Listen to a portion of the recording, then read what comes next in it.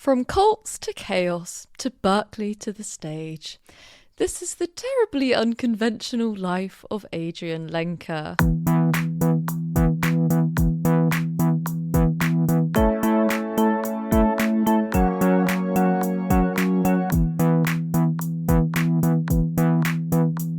Welcome to Six Notes of Separation. If you're new to the podcast, here's how it's going to work.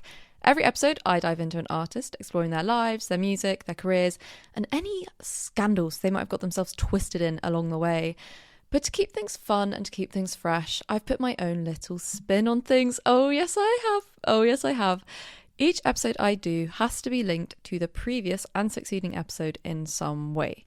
This could be through the two artists having a producer in common. This could be through a label they're both under, a collaboration of some kind, maybe even an online feud. Truly anything goes as long as there's a link.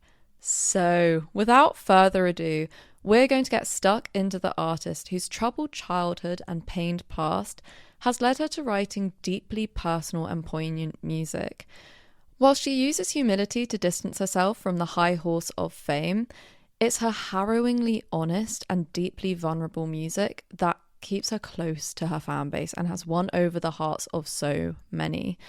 Of course, we will be jumping into the life of Adrianne Lenker. But before I take us back to the start of it all, to where it all begins, it's time to reveal the link between this episode and last episode's The National. Now, if you've never heard of Adrianne Lenker, you might have heard of Big Thief. And if you haven't heard of Big Thief, then I don't know where you've been and I don't know what you've been listening to, because truly you're missing out. By going through this episode and exploring Adrianne Lenker, we will be therefore subsequently exploring the band she was part of, Big Thief. She was a co-founder and lead vocalist of the band Big Thief. It's an indie rock folk band, really, really phenomenal. And they opened for The National in 2017 to 2018. So that reveals our first little link. But there's another one that crops up, which is a lot more interesting in my personal opinion, which comes through the form of a woman called Indigo Spark.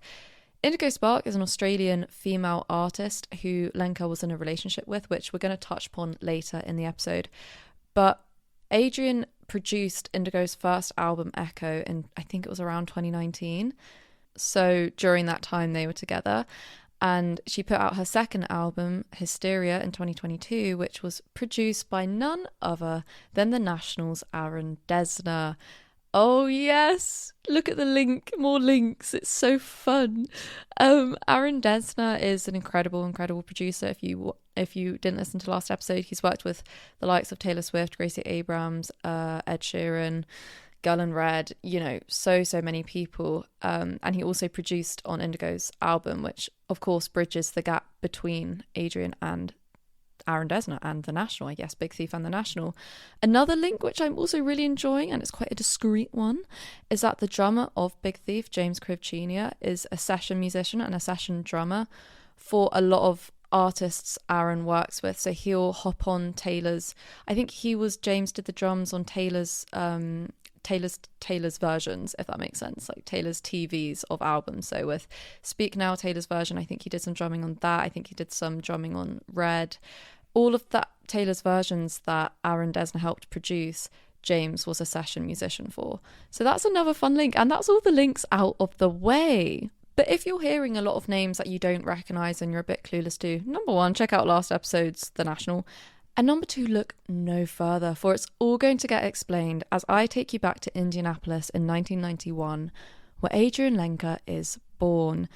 Unlike most kids who learn an instrument because they started taking classes or because they needed to channel their energy into one thing, Adrianne Lenker turned to music at the age of 8 from the pure need of survival. Lenker didn't have a childhood marked by freedom and carelessness that most of us are lucky enough to experience. But she had one stained with control and judgement instead, as she was born and raised into a Christian cult that her parents were a part of. The line between what was being part of the church community and what was being in a cult is one that's felt hazy to Lenker as she's grown older and reflected on her past. But one thing she was certain of was the brainwashing that became bestowed upon her. She recalls that a lot of things were seen as sinful, and so the liberty and oblivion that comes with being young and comes with youth were qualities that were quite lost on her and with two things she never really got to enjoy or experience. Her family escaped the cult when she was 4 years old, house hopping in Minnesota as a means of getting by. For several years, the Lenker family lived out of a van before moving into a 2-bed apartment with a Russian family of 7. So, really, really deprived situation she was living in. I think she was a family of 5 moving in with a family of 7 and only having 2 beds. It's rough, to say the least. They also switched things up a bit a couple months later from that, or a couple years later from that, where they lived with 2 Amish women and therefore had to live the Amish lifestyle as a result. And by the time she was 8 years old, Lenker had lived in 14 different households, her parents falling back in and out of religious cults until she was 10 years old. So already we can start to get a bit of a background and a bit of a wider picture on Adrianne's life. And I think one thing that's really important to note here is obviously she's going to have that emotional impact of being, I guess, of never having one place to call home. She's going to have that impact of constantly house hopping and never really feeling like she belongs, and also having the whole cult situation on her mind. That's going to affect a child, going from a place of restraint. She said it was confusing going from a place of restraint to going of a place from freedom, where when her parents got out of the cult, it was like this massive lifestyle change. So having all of that and simultaneously having absolutely no social interactions with people her age, not socializing with people her age, or the people that she was socializing with were all through the church and lived this very structured and controlled lifestyle. It's not quote unquote normal, and it ultimately wasn't the life Adrianne desired, which is gonna crop up later on in this episode when we see how she feels in her adolescence.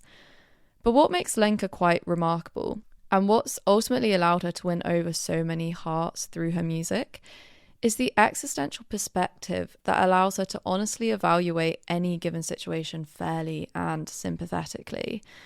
In an interview with The Guardian in 2024, she expresses her empathy for her parents, never blaming them once for the turbulence she experienced in her youth, but instead she gives them grace, understanding that they were both lost at the time and trying to figure out who they were. For context, her parents married and had children really, really young. Adrianne understands that the warmth and acceptance from the church community is ultimately what drew her parents in, and it was just a shame and I guess bad luck that they were naive to the fact it was a cult. This sympathy and forgiveness is articulated so very poignantly in Big Thief's 2017 song Mythological Beauty. It's a song which Lenker sings from the perspective of her mother and addresses various traumatic events, I guess, in her mother's life and in Adrianne's life and in her siblings' life. One being that her mother first gave birth at 17 to Adrianne's brother, who she's never actually met. Her mother ended up giving this child up for adoption, believing that, the son could go to a better family who would love him more and could have the capacity to love him more than she could. And we're going to revisit other things addressed in this song in just a moment. But I think quickly to kind of fast forward to the future, despite all this chaos and all this swinging in terms of being religious and then not being religious, Adrianne's found her own connection and relationship to it all, saying that she doesn't subscribe to any religion per se, but she does have a deep, deep spirituality that, as I mentioned, is rooted in this existential outlook on life. Now, there are 2 huge parts of her childhood here that her existentialism can be traced back to. One is her father, and another is a freak accident that took place when she was just 5 years old. We'll start with the latter. We'll start with the freak accident. As I mentioned, the Lenker household jumped between different living situations throughout her youth. And where this accident took place is in one of these temporary houses they were living in Minnesota, which is all described also, as I mentioned, in Mythological Beauty, the Big Thief 2017 song. In the song, she describes this horrific accident that took place where her mother was inside baking bread, I believe. Her father was outside working. I think her sister was outside perhaps playing with her. And Adrianne was under a makeshift treehouse when a railroad spike, if you don't know what it is, search it up because it's nasty. But yeah, where a railroad spike really unfortunately just fell from the treehouse and lodged itself into Adrianne's skull, giving her a skull fracture. The scenes that followed were the likes of a lot of bloody rags and a lot of screams, and her mother saying, "Please don't let my baby die." It's just a really, really heartbreaking scene, and such a scary accident that could happen to anyone. And I think it's one that clearly remains a huge part of Adrianne's childhood, because it's one of the first childhood experiences she recalls and she remembers. You know, I think some musicians can look back on their childhood and talk about it, and it's kind of sunshine and rainbows. You know, they could write about it in songs, and it's always talking about the good old times. And it's funny, well, it's not funny, but I think it's interesting here that Adrianne's first memory of her childhood is this hugely traumatic event. I mean, her first 5 years were not easy. Not only has she been born and raised in a cult that completely dictated her life, but she was also nearly killed in a terrible accident in all these really impermanent living situations. And perhaps it's that makes it so easy to see why Lenker went down this existential route. But this hypersensitivity to the fleeting impermanence of life was also an outlook that she shared with her father. From a young age, Adrianne's dad would sit down and talk with her, asking her all these huge philosophical questions and inspiring conversations that looked far deeper into the meaning of life. Of course, this was just a reflection of where her parents were at the time. As I said, her parents escaped the cult when she was 4 years old, but they kept falling back in and out of religion and cults until she was 10. And it must have been a really strange lifestyle change. They went from this control and constant judgment from the church and this constant pressure of sin to all of a sudden celebrating stuff like Halloween, and all of a sudden celebrating Thanksgiving and celebrating birthdays and having an American normal, quote unquote, normal life. And I think it's the effects of that. I think it's the effects of having a near-death experience, of always being reminded of death through the kind of existential being that is the church and that is religion, paired with her equivocal father, that led her down the path of seeing life from a very thoughtful and meaningful way. I think what she said in an interview for The Independent in 2019 really captures the emotional weight that lingers behind all of her music. She spoke about how everything in life is temporary. Relationships, people, are finite physical forms. We let go of our childhoods, we let go of different parts of our body, we lose elasticity in our skin, and we lose hair and we lose teeth. So we're in this process of letting go of our own attachments to our physical forms and to the people we love. Adrianne concluded by saying, life is like this one big process of letting go. Now that passage isn't anything revolutionary. It's not anything that we haven't heard before, or anything that's necessarily mind-blowing. But I do think it's really, really intriguing and important to Adrianne's character that one of the first conversations she elicits when she sits down with this reporter, it's centered around the fact that life is temporary. It's centered around this bigger holistic view of the world. And whilst I think Adrianne never sees, like, it never feels like Adrianne knows that or feels it in a really depressing way, where it never feels like death is a weight on her mind and mortality is a weight on her mind, because she truly sees it as something that's so beautiful. Like, she truly sees it as luck.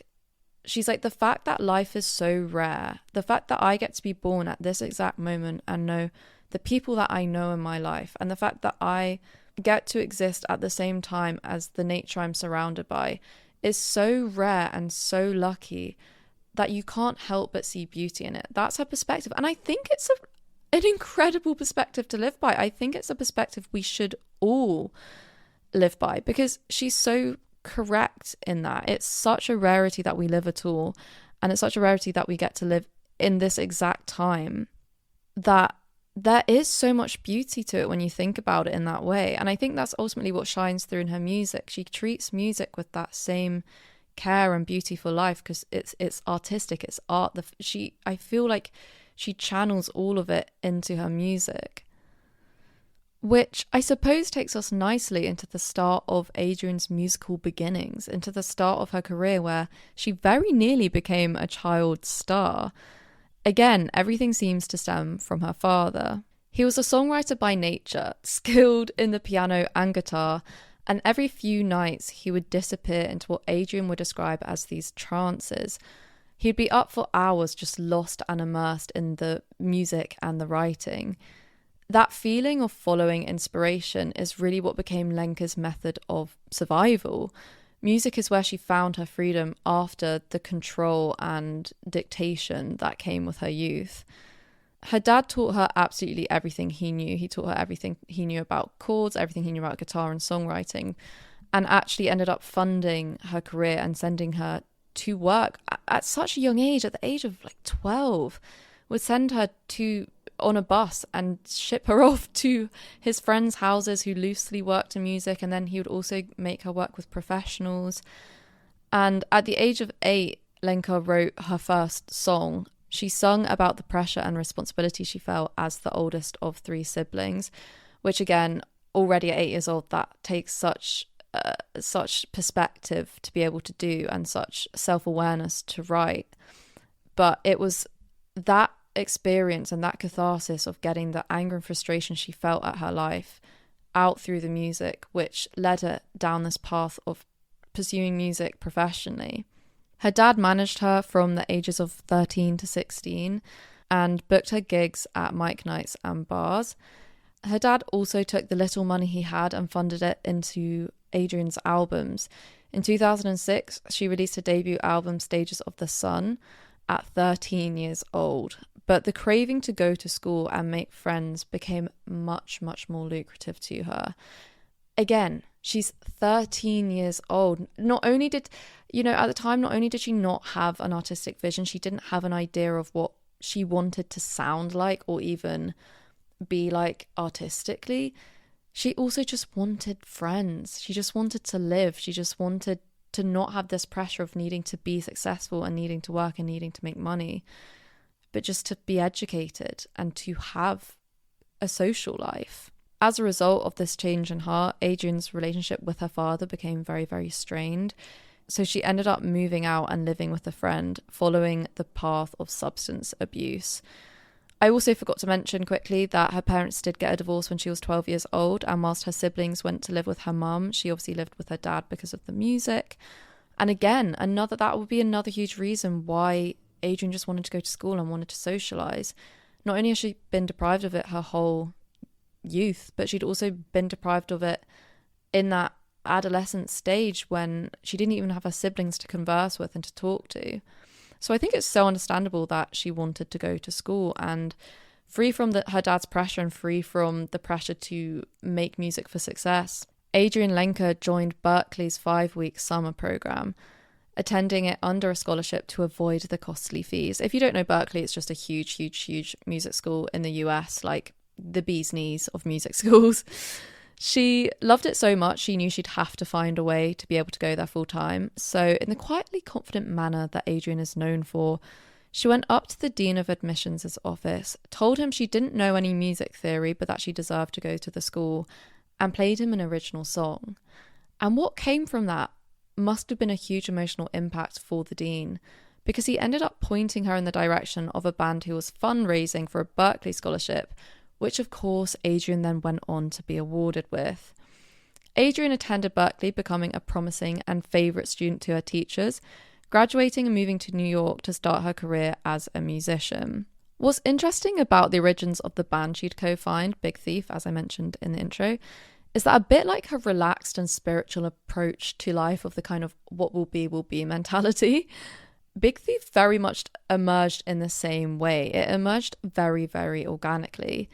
She started her career with band member Buck Meek, bumping into him in a street in New York, where they striked up a firm friendship.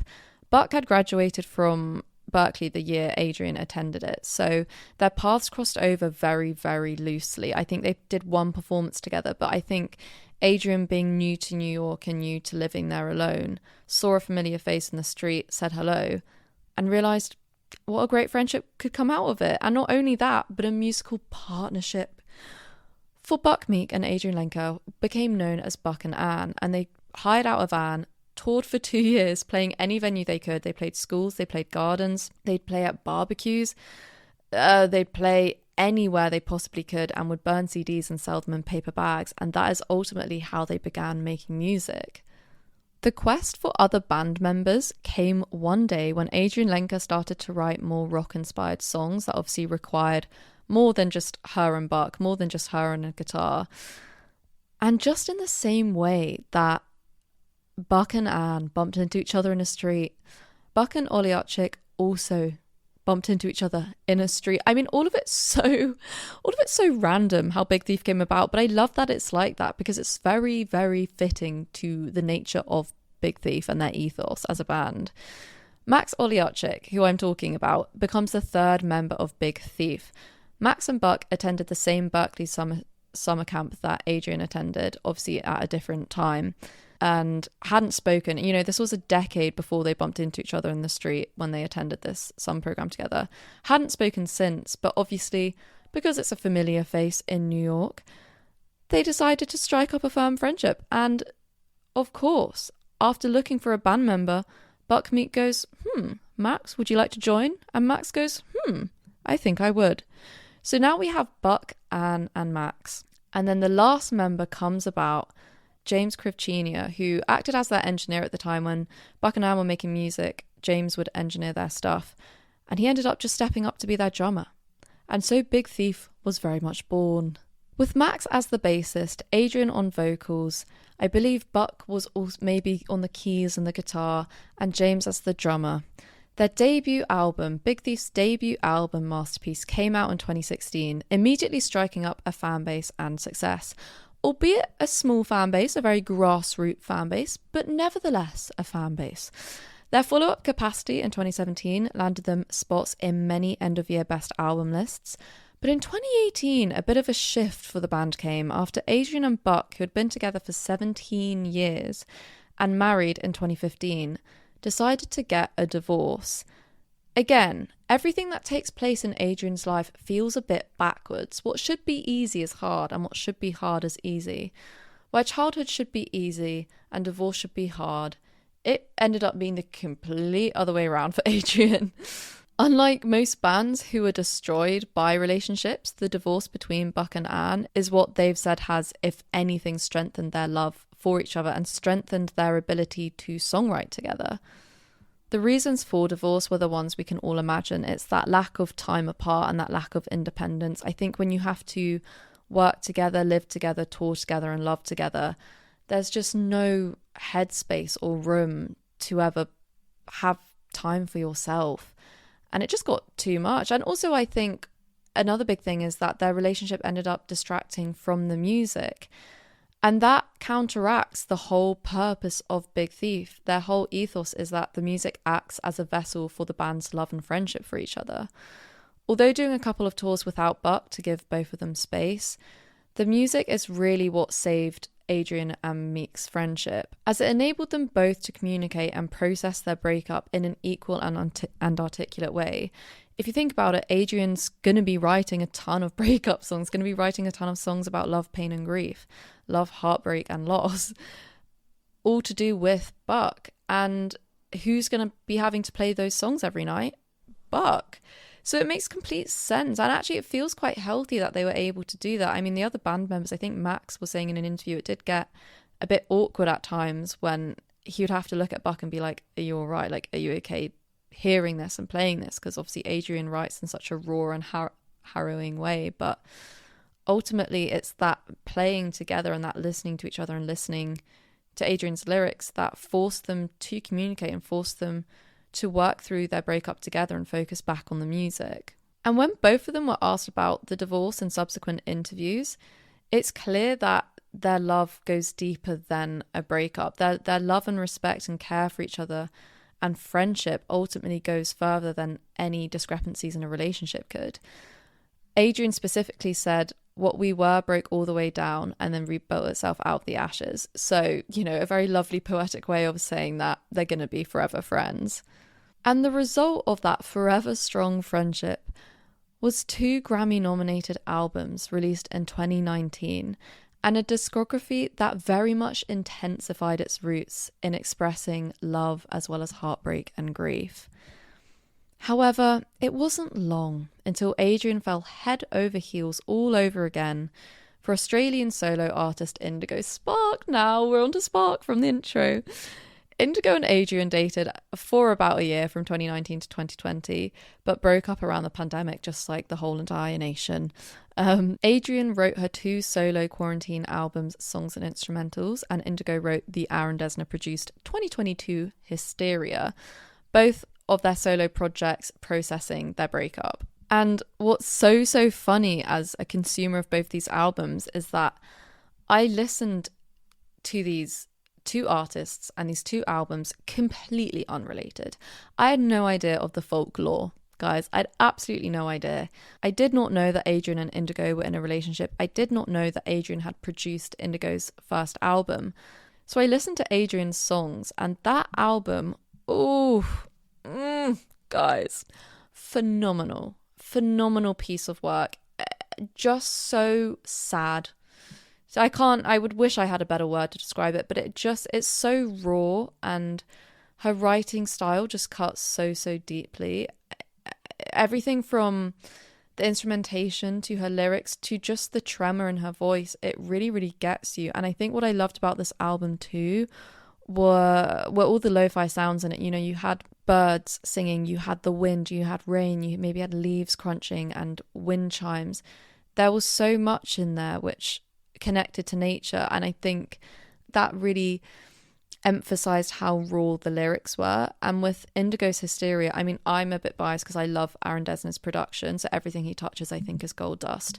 So already I was set to love it, but again, Indigo sings in a way that feels super raw and feels just a piercing. And I couldn't tell you what. I'm not technical by any means in terms of music theory, so I don't know if it's like a technique in her voice, but just simply the way her voice sounds on a record feels almost ear-splitting in cases. And I just loved it. I love the both of them, and I just was so fascinated that actually these 2 albums I'd listened to on such separate occasions and separate years at separate times in my life were actually all connected because they were written about the exact same period of time when they were both in a relationship together. Anyway, it wouldn't be 6 Notes of Separation unless the mishaps that come with being a figure in the public eye was addressed. On the whole, Big Thief and Adrianne Lenker have done a pretty good job at not falling into any heated scandals, but a fair bit of backlash came knocking their way in 2022 in a situation that is hugely relevant to what's going on in the world today. As we all know, since October 2023, there's been a really heartbreaking and hideous war that's broken out between Israel and Palestine, the history of which dates back to centuries ago, but it regained a surge of public outburst and interest in 2022 when the 2 countries broke out in a war. A little more context for you so you understand why Big Thief received a lot of backlash. The Palestinian Campaign for the Academic and Cultural Boycott of Israel, PACBI, lists a bunch of companies and things to boycott as a means of showing Palestinian support against Israel. One of these boycott rules includes the refusal to host anyone who has performed in Israel. Now, where it starts to boil and bubble is that band member Max Oliarchik lives in and is from Tel Aviv. So Big Thief was scheduled to perform there. They were scheduled to perform in Israel, I believe in 2022. They previously performed there in 2017. So already this kind of brought up issues with the PACBI because, you know, it states that they do not support anyone who's already or previously performed in Israel. But these shows they had scheduled for Max, and well, not just for Max, but for Israel, was something that became a huge tension in the band. You know, they started to receive criticism from the public who clocked that they were performing in Israel and then realised, oh, it's not in line with the PACBI. But Big Thief initially kind of squashed down what the public was saying, because they really believed that Max should be able to do a home show, and they said music is healing, and ultimately we want to bring the people of Israel catharsis of some kind. You know, yes, Palestinians have been suffering. Yes, Israelites have been suffering. We want to just be there for Max, be there for his family and his friends who never get to see him perform because they're always touring, you know, more conventional, quote unquote, conventional countries such as Europe and America. And the other 3 band members are all from America, so obviously they get to tour their hometowns quite a lot, and it was something that Max had only done once in 2017. So yeah, this pressure to back down from their decision was initially not something Big Thief was on board with, but after intensified criticism and what people called Big Thief out for being ignorance and a lack of accountability, the band did U-turn on their decision and they cancelled the shows in Tel Aviv. They took back their claims of fully understanding the cultural aspects of the boycott and ended up donating money to Palestinian funds and charities in response. I'm sure this caused great tension in the band due to the potential of Max feeling like they kind of prioritise public opinion over their very own band member. And I honestly wouldn't be surprised after the reignition of the war in 2023 that that's what's led to his subsequent departure from the band, which was announced last year.